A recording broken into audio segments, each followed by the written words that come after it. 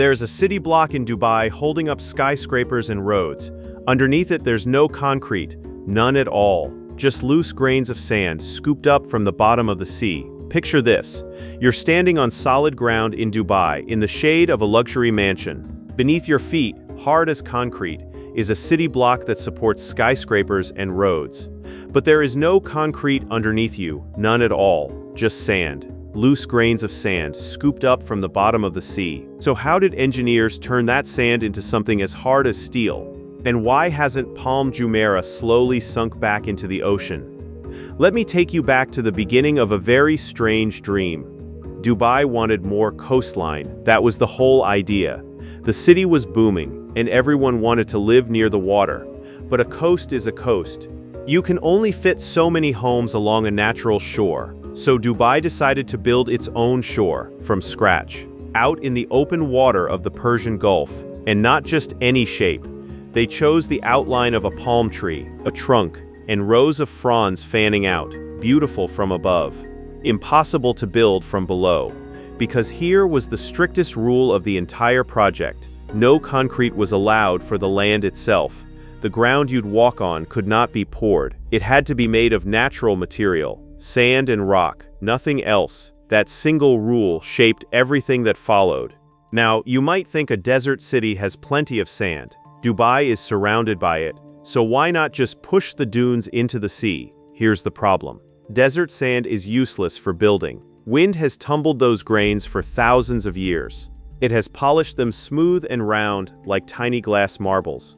Pour them into water and they slide around. They refuse to grip each other. They simply wash away. So engineers turned away from the desert entirely. They looked down instead, down to the floor of the sea. That sand is different. It's sharp. It's rough. The grains have edges that lock together like teeth. That was the sand they needed. But getting it wasn't gentle work. Enormous ships came out to the dredging sites.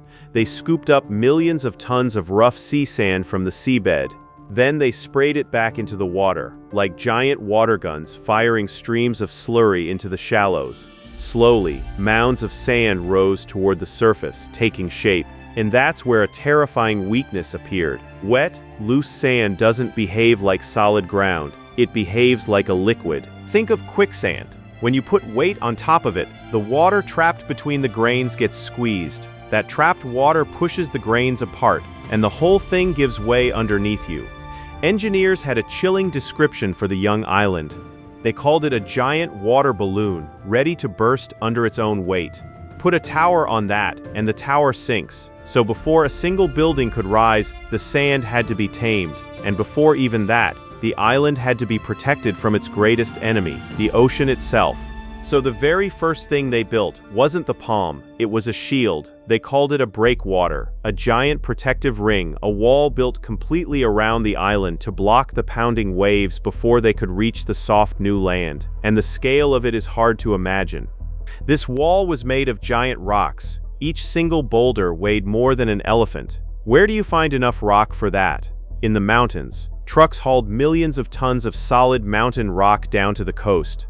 Ships carried the boulders out and dropped them into the sea, one after another, building the wall up from the seabed. But you can't just pile rocks and hope. The wall was built in careful layers. Smaller stones went at the very bottom. Medium rocks filled the middle. And the biggest, most massive boulders were placed on the outside, facing the open ocean, taking the full force of the water. And the shape of the wall was clever too.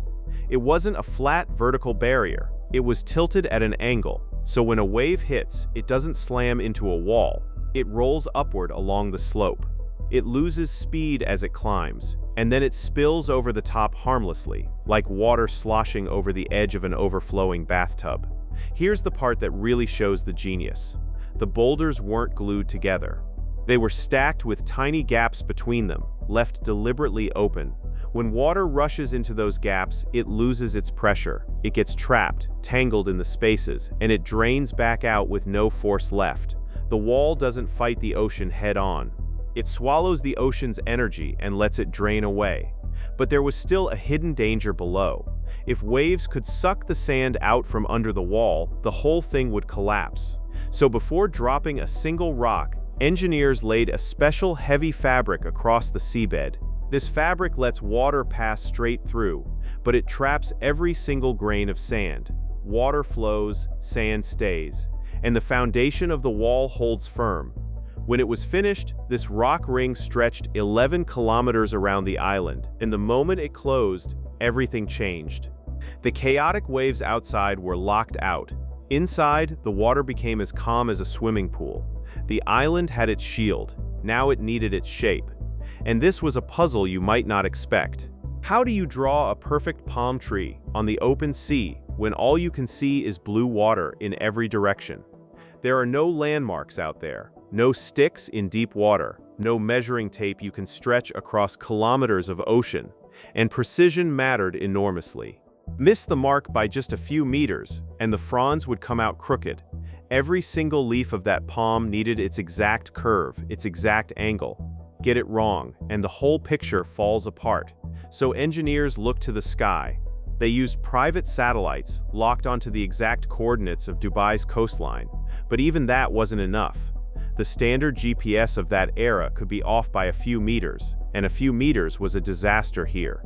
So they built something extra, a special radio tower on the nearby land. That tower talked constantly to the satellites, and it corrected the signals every few seconds, catching the errors and fixing them in real time. Combine the satellites overhead with the radio tower on the ground, and suddenly the accuracy jumped to just a few millimeters. Out on the open sea, they could place sand to within the width of your finger. That guidance system was installed right inside the control rooms of the dredging ships. A computer screen showed the captain the palm tree drawing, overlaid on the water. It guided him almost like a video game. Move here, start spraying now, stop. It told him exactly when and where to lay the sand. And here's the wonderful part. Standing at water level, all you'd see was a messy, formless pile of sand. It looked like chaos. But high above, from the International Space Station, astronauts looked down and saw a perfect palm tree carved into the Persian Gulf. The shape was flawless, but the ground was still loose, wet sand. The danger of sinking hadn't gone anywhere. It was time to make the sand hard. Think about a bucket filled with dry cereal. It's full of air pockets, loose and shifting. Now shake the bucket. The pieces settle. They pack down tightly, filling every gap. That's exactly what engineers needed to do to the sand. But their bucket was an entire island. Their tool was a machine called a vibroflot. Picture a giant heavy metal probe, a pole as long as a 5-story building. And it vibrates at incredibly high speed, like a colossal electric toothbrush plunged into the earth.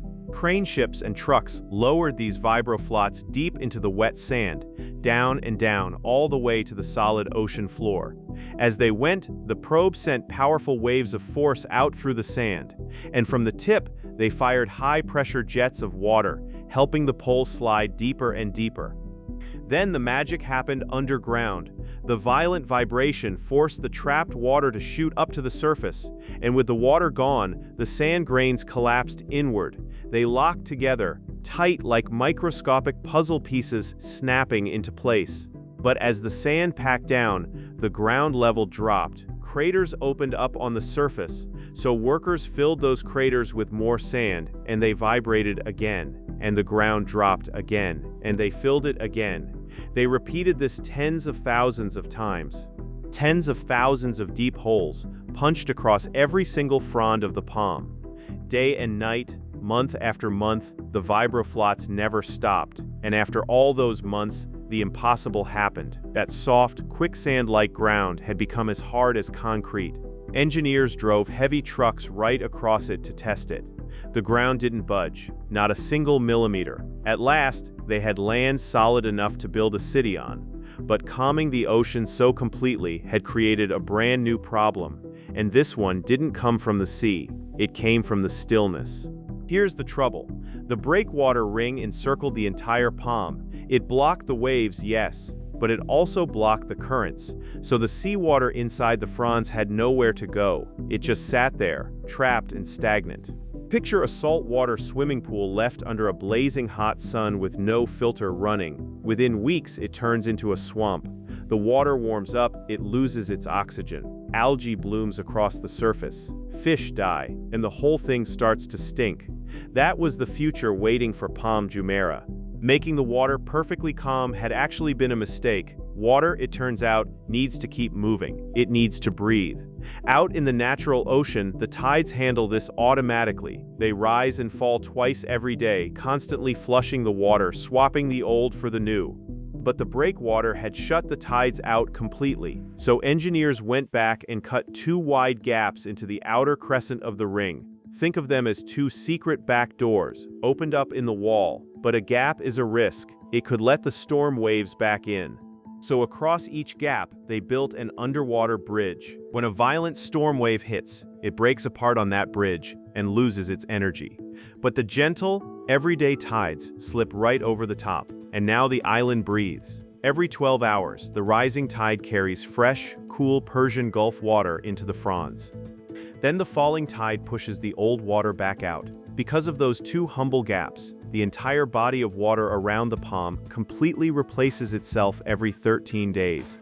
Instead of a stinking swamp, the water stays crystal clear. The island had solid ground. It had clean water.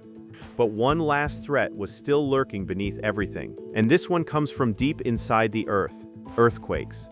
The Persian Gulf sits near active tectonic fault lines, and for an island made entirely of sand, an earthquake is a nightmare with a specific name: soil liquefaction.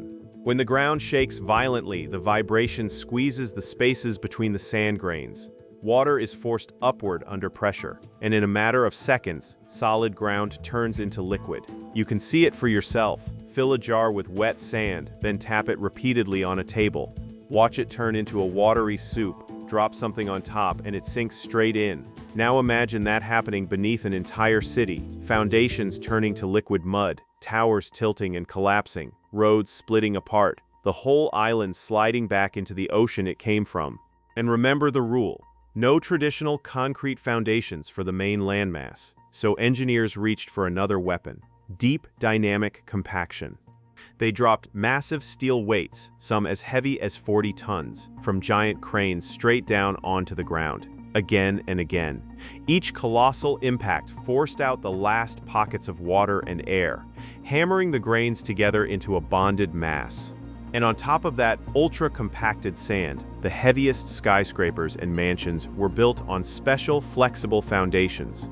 These act like shock absorbers. When the ground vibrates, the buildings move with it, safely, instead of cracking and snapping. The whole island was designed to sway, not shatter. Step back and look at what it took.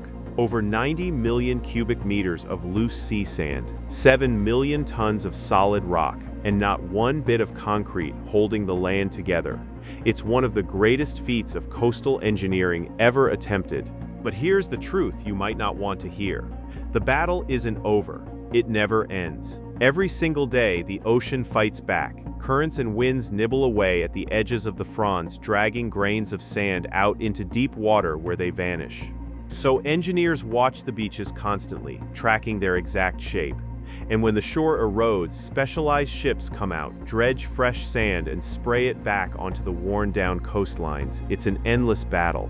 The island has to be fed forever, and a larger shadow is growing over all of it. Climate change. Sea levels are rising, storms are getting more aggressive, and Palm Jumeirah sits just a few meters above the waterline. As the ocean climbs, it presses harder against the breakwater and creeps closer to those low-lying mansions. So the engineers are already designing the next generation of defenses: smarter coastal barriers, advanced pumping systems to move water away, and even artificial coral reefs built to absorb the energy of the waves before they ever reach the shore. That's why people call Palm Jumeirah a giant living laboratory, a testing ground for how future coastal cities might survive a rising sea. So think back to the question we started with. How do you make underwater sand as hard as steel with no concrete at all? The answer was sharp sea sand, an 11-kilometer wall of elephant-sized rock, satellites accurate to millimeters, vibroflots pounding day and night, and 40-ton weights hammering the ground solid. And yet, for all that brilliance, here is the real payoff. Human ingenuity managed the impossible. But it never conquered the ocean. It only borrowed a piece of it. Every 13 days the water renews. Every day the sand slips away, and every day the engineers pour it back. Palm Jumeirah isn't standing still on the water. It's floating on a fight that will never ever end.